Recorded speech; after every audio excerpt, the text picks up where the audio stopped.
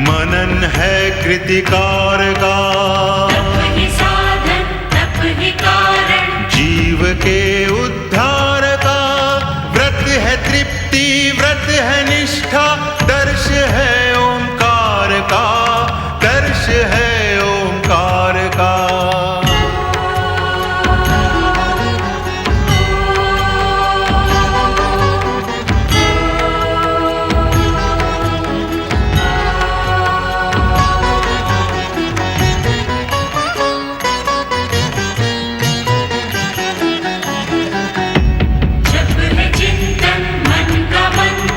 जप प्रभु की आराधना, तप कर शब्दों के स्वर, बनते हैं एक प्रार्थना। व्रत का नियम दे के संयम, पूर्ण करता कामना, पूर्ण करता कामना।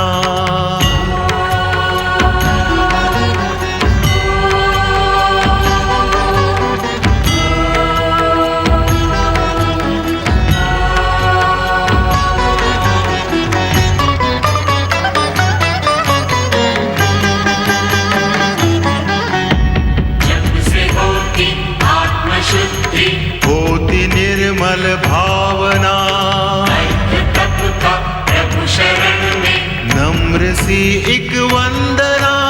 व्रत के तप से निकट आए, कष्ट ना कोई यातना, कष्ट ना कोई यातना।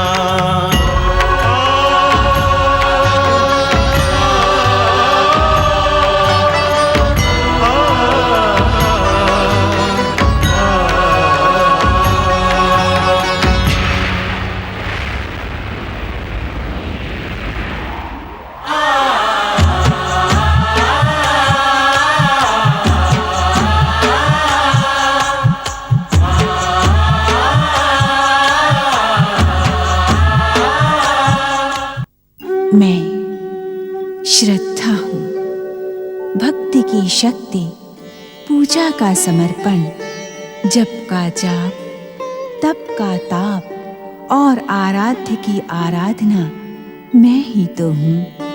मैं श्रद्धा हूँ। उधर देवर्षि नारद से ध्रुव के वरदान का समाचार सुनकर सुनीति और सुखिया माई की आंखों से हर्ष के आंसू बह निकलते हैं। ध्रुव की सफलता और सुरुचि की क्षमा प्रार्थना से सुनीति भाव विभोर हो जाती है।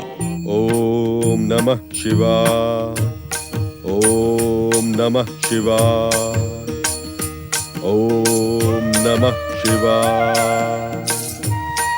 ओम नमः शिवाय, ओम नमः शिवाय, ओम नमः शिवाय, ओम नमः शिवाय, ओम नमः शिवाय, ओम नमः शिवाय। परम शिव भक्त नमः भृगुपुत्र शुक्राचार्य जी आंखें खोले और अपने मित्र को देखें।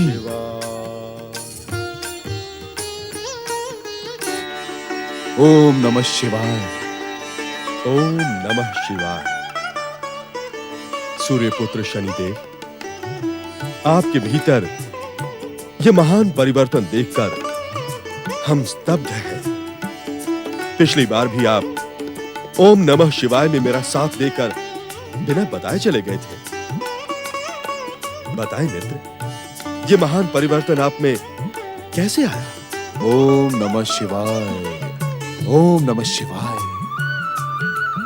दैत्य गुरु शुक्राचार्य जी, जिस प्रकार आपके महान पिता ने आपको प्रेरित कर आपकी तामसिक वृत्तियों का सर्वनाश किया, उसी प्रकार मुझे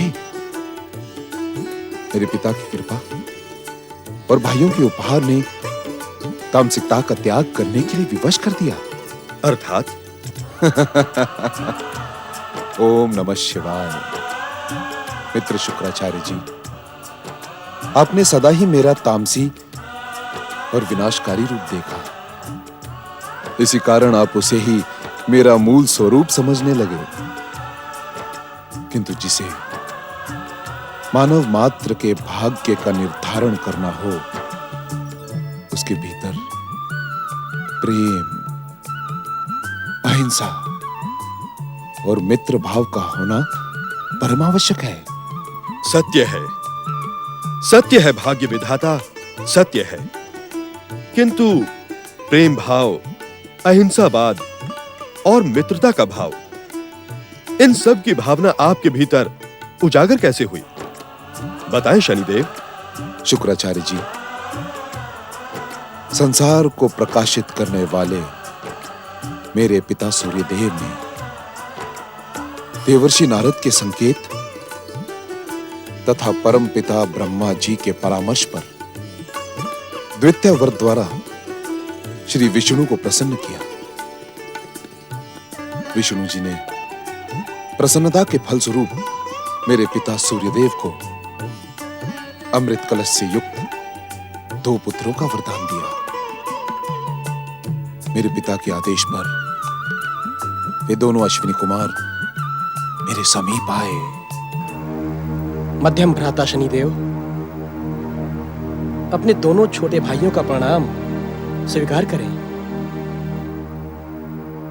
मध्यम भ्राता शनिदेव, आपके हृदय में हमारे महान पिता के प्रति जो बैर भाव है, उसका त्याग करें। भ्राताश्री, हम आपके सम्मुख यही प्रार्थना लेकर प्रकट हुए हैं। हम आपको यह अमृत कलश भेंट करने के लिए ही प्रकट हुए हैं। इसे ग्रहण करें भ्राताश्री, इससे आपके तन, मन और आत्मा को शांति मिलेगी।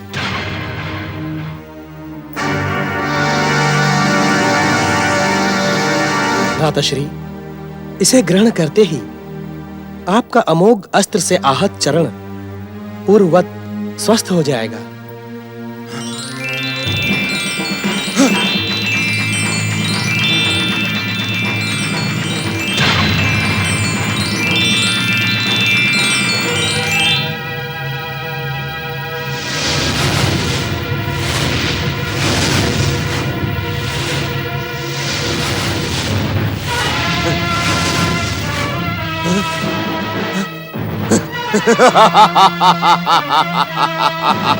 मध्यम भ्राताश्री, आपने हमारी प्रार्थना सुनी, इस कारण हम आपके आभारी हैं।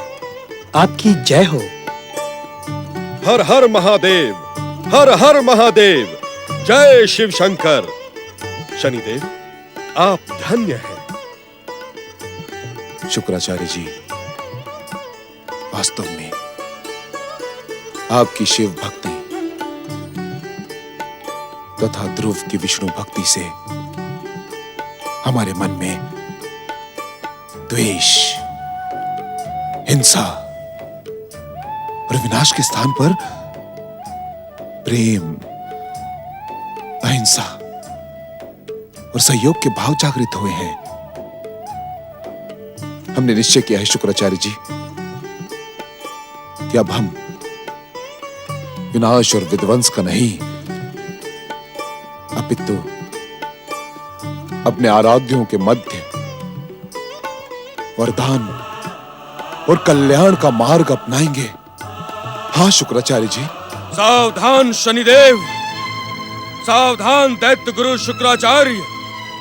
छलिया देवताओं ने विनाशक शक्तियों के संगठन के विरुद्ध षड्यंत्र का भयानक कुचक्र किया है। सावधान, सावधान। दैत्य सेनापति राहु, तुम किस कुचक्र की ओर संकेत कर रहे हो? आज तो प्रसन्नता का अवसर है, जब विध्वंसक शक्तियों के अधिष्ठाता शनिदेव को अमृत पान के कारण अमरता प्राप्त हुई तथा अमोघ के प्रहार से आहत शनिदेव का चरण पूर्ण स्वस्थ हुआ है। हाँ राहु, हाँ, ये देखो। छलिया विष्णु और दुष्ट देवताओं ने ज्ञात होने पर भी कुचक्र को रचा है दैत्य गुरु। भाग्य विधाता शनिदेव का क्रोध विष्णु के संसार में महाप्रलय की भूमिका न रच दे, इसी कारण दुष्ट देवताओं ने इन्हें भाइयों के प्रेम की डोर से बांधने का षड्यंत्र किया है। राहु, तुम्हारे स्वार्थी स्वभाव से हम और संसार भली भांति परिचित हैं, किंतु अब तुम्हारा स्वार्थ चरम सीमा पर पहुंच गया है। तुम्हारे स्वार्थ के कारण तुम्हारे भीतर का विवेक नष्ट हो गया है। तुम किसी के कल्याण और सफलता को अपने स्वार्थ के कारण देख ही नहीं सकते। मेरे बार बार समझाने और सावधान करने के पश्चात भी छलिया विष्णु और दुष्ट देवताओं के षड्यंत्र के चक्कर में आ गए भाग्य विधाता। और अब दैत्य गुरु शुक्राचार्य को भी आपने उनके कर्तव्यों से विमुख कर दिया। दैत्य सेनापति राहु, मुझे मेरा कर्तव्य भली भांति ज्ञात है। दैत्य गुरु, यदि आपको अपने कर्तव्यों का ज्ञान होता तो इस प्रकार दैत्य शत्रु विष्णु की कृपा पर प्रसन्न ना हो रहे होते। राहु, अपने स्वार्थ पर नियंत्रण रखो, अन्यथा यह स्वार्थ तुम्हारा सर्वनाश कर देगा। दैत्य गुरु शुक्राचार्य, दैत्य सेनापति राहु का जितना सर्वनाश होना था वो समुद्र मंथन के पश्चात ही हो गया। अब तो राहु स्वयं ही विष्णु के संसार में सर्वनाश का प्रतीक बन गया है। आप दोनों की शक्तियों के कारण राहु को गर्व था, किंतु यदि आप दोनों भीरुओं की भांति इस संसार को शिव भक्ति और विष्णु भक्ति का संदेश देने में लीन हो जाओगे, तब भी राहु विष्णु के इस संसार में सर्वनाश का बिगुल बजाता रहेगा। दैत्य सेनापति राहु, क्या तुम्हें दैत्यों के आराध्य भगवान शिव के आदेश का स्मरण नहीं, जो उन्होंने दैत्य गुरु शुक्राचार्य को दिया था? मुझे विष्णु के इस संसार में सर्वनाश के अतिरिक्त कुछ भी स्मरण नहीं है। भाग्य विधाता, कहें किस आदेश का स्मरण करवा रहे हैं आप? दैत्य सेनापति राहु, भोलेनाथ ने कहा था कि ये सतयुग का भक्तिमय युग है, इसमें प्रयास करने पर भी विध्वंसक शक्तियों को पराजय के अतिरिक्त और कुछ प्राप्त नहीं होगा। जब विध्वंसक शक्तियों के उत्कर्ष का समय आएगा, तब देव आदिदेव महादेव स्वयं ही हमें प्रेरित करेंगे। तो क्या आप इस बात के इच्छुक हैं भाग्य विधाता कि शुक्राचार्य की भांति हम भी उसी समय की प्रतीक्षा करें और शिव भक्ति में लीन हो जाएं? यदि तुम ऐसा कर पाते राहु, तो तुम्हारा जीवन धन्य हो जाता, धन्य। किंतु जब तक तुम्हारे भीतर स्वार्थ का एकमात्र अंश भी शेष है, तब तक तुम शिव भक्ति में लीन नहीं हो पाओगे राहु, नहीं हो पाओगे। मुझे शिव भक्ति में लीन होने की आवश्यकता भी नहीं। त्रिदेव ब्रह्मा विष्णु महेश ने सदा एक दूसरे के मध्य संधि रखकर दैत्यों, असुरों और राक्षसों का सर्वनाश किया। मैं दैत्य सेनापति राहु उन्हें कदापि क्षमा नहीं कर सकता। दैत्य सेनापति राहु, प्रतिशोध की जिस अग्नि को तुम स्वार्थ की समिधा डालकर उत्तेजित कर रहे हो, उससे किसी और का नहीं, तुम्हारा ही सर्वनाश होगा। भगवान शिव का आदेश मानकर हमें विध्वंसक शक्तियों के उत्कर्ष के उचित अवसर की प्रतीक्षा करनी होगी। दैत्य गुरु शुक्राचार्य, उत्कर्ष के अवसर की प्रतीक्षा करने के लिए क्या आप और भाग्य विधाता शनिदेव पर्याप्त नहीं है? मैं प्रतीक्षा में नहीं, प्रहार में विश्वास करता हूं। यदि छलिया विष्णु के मोहिनी स्वरूप को देखकर उस दिन मैं भी महाराज बलि और अन्य दैत्यों की भांति अमृत की प्रतीक्षा करता तो विष्णु का कुचक्र मुझे जीवित ही नहीं रहने देता। तुम्हारे मस्तक कटने की दुर्घटना से हमें पूर्ण सहानुभूति है राहु। हम समस्त विध्वंसक शक्तियां उस समय तुम्हारे लिए गए निर्णय और चतुराई की सदा ही प्रशंसा करते हैं, किंतु देवादिदेव महादेव शिव शंकर दैत्य असुर और राक्षस जाति पर सदा ही कृपालु रहे हैं। उनका आदेश मानकर यदि हम इस समय उचित अवसर की प्रतीक्षा करें तो यह अनुचित नहीं होगा राहु। आप करें प्रतीक्षा भाग्य विधाता शनिदेव। मैं तो विष्णु के संसार में अपने सर्वनाश के अभियान को निरंतर गति प्रदान करता रहूंगा। भाग्य विधाता शनिदेव, दैत्य गुरु शुक्राचार्य, मैं आपको भक्ति के मार्ग पर जाने नहीं दूंगा। मैं अपनी विध्वंसक, तामसिक और स्वार्थी शक्ति से आपके सात्विक मार्ग में भयानक बाधाएं उत्पन्न कर दूंगा। सावधान! सावधान! भाग्य विधाता शनिदेव, आपका ये परिवर्तित रूप न केवल मुझे प्रिय है, अपितु यह रूप हमारी मित्रता के अनुकूल है। आप स्वार्थी राहु के बहकावे में आकर उत्तेजित न हो, क्रोध का त्याग कर दें। यह क्रोध वास्तव में विनाश, सर्वनाश, द्वेष और प्रतिशोध का सूत्रधार बनता है। ओम नमः शिवाय। ओम नमः शिवाय। ओम नमः शिवाय। ओम नमः शिवाय। ओम नमो भगवते वासुदेवाय। ओम नमो भगवते वासुदेवाय। ओम नमो भगवते वासुदेवाय। ओम नमो भगवते वासुदेवाय। ओम नमो भगवते वासुदेवाय। ओम नमो भगवते वासुदेवाय। कैसी आवाज आ रही है? ओम नमो भगवते वासुदेवाय।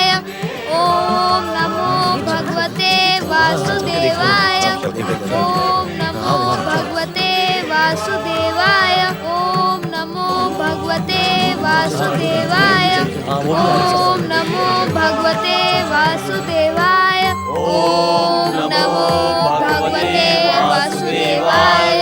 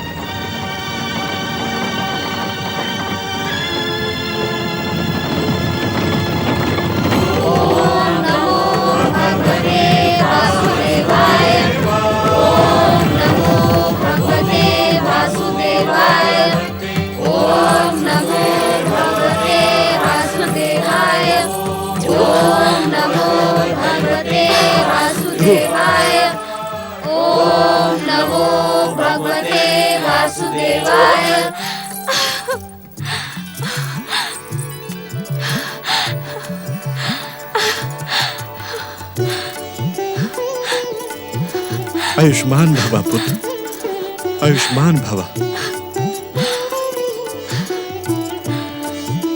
माता सुरुचि, यदि आपके सम्मान में मुझसे कोई अपराध हो गया हो तो मुझे क्षमा कर दें। मुझ पर और अधिक पाप न चढ़ाए भक्त शिरोमणि। मेरे अपराधों को अपनी विशाल हृदय माता की भांति क्षमा कर दे। हे कंपिला के महान प्रजावासियों, मेरी दुष्टता को क्षमा करें। नहीं माता सुरुचि, नहीं, आपने कोई अपराध नहीं किया है। हम, आप सब तो निमित्त मात्र हैं, कर्ता तो वे हैं जिन्होंने अपनी कृपा से इस पृथ्वीलोक को धन्य कर दिया है। जगदीश्वर भगवान श्री हरि विष्णु की जय। भक्त वत्सल भगवान श्री हरि विष्णु की जय। पुत्र, पुत्र,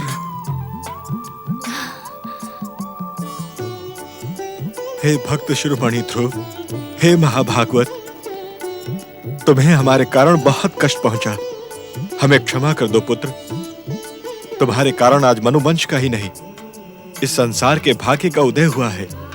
किंतु अब हमारे साथ चलकर अपना अधिकार प्राप्त करो पुत्र। आओ पुत्र। भक्त शिरोमणि महाभागवत भक्तराज ध्रुव की मनुवंश और महाराज उत्तानपाद की आओ पुत्र। महारानी सुनीति, पटरानी सुरुचि और युवराज ध्रुव की भक्त शिरोमणि महाभागवत भक्तराज ध्रुव की ओम नमो नारायणाय। ओम नमो नारायणाय।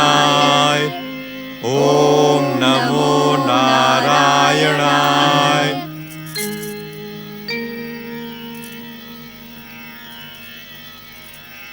हे मनुकुल के आराध्य जगदीश्वर भगवान श्री विष्णु, आपकी परम कृपा के कारण मेरे परिवार पर आया भयानक संकट न केवल टल गया, अपितु हमारे पुत्र ध्रुव को अपनी अमोघ भक्ति प्रदान करके आपने न केवल हमारे कुल को अपितु इस पृथ्वी लोक को भी धन्य कर दिया।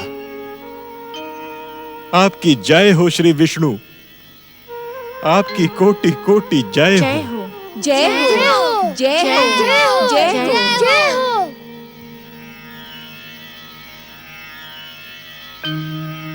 ओम नमो नारायणाय। भक्तराज ध्रुव की जय हो।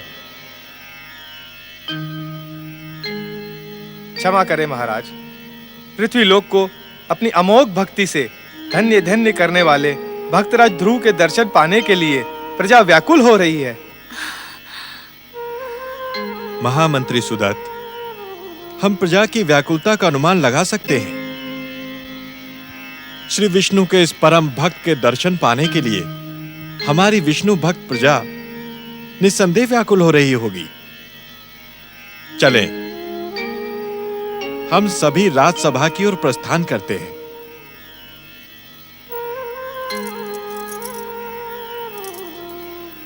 आइए।